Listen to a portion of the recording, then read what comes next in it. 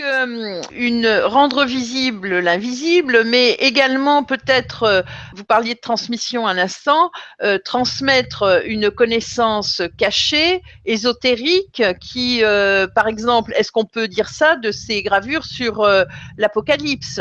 Est-ce que dans ces gravures de l'Apocalypse, il n'y a pas en plus un message, une transmission cachée de certains connaissants, de la connaissance comme on en parle dans nos milieux initiatiques.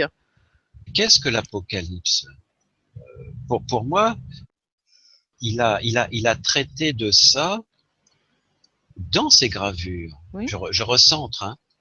C'est-à-dire, qu'est-ce que c'est qu'une apocalypse? C'est l'annihilation d'un monde et le surgissement d'un autre. Mm-hmm.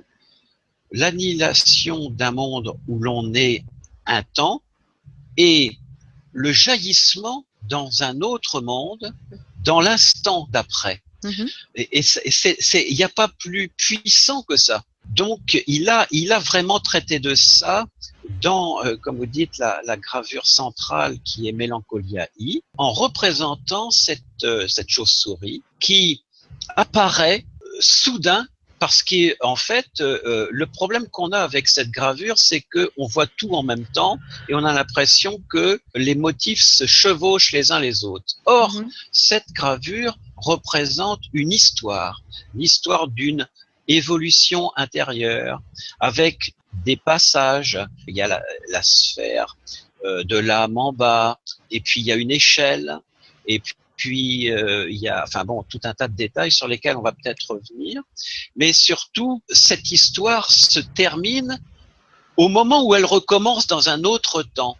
C'est celui où apparaît la chauve-souris.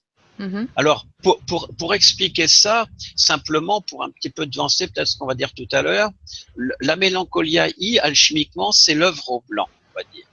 Mm-hmm. L'œuvre au blanc, c'est-à-dire une œuvre cyclique d'un travail bouclant sur lui-même indéfiniment et qui conduit à la mélancolie parce que on a l'impression qu'on ne va jamais s'en sortir. Mm-hmm.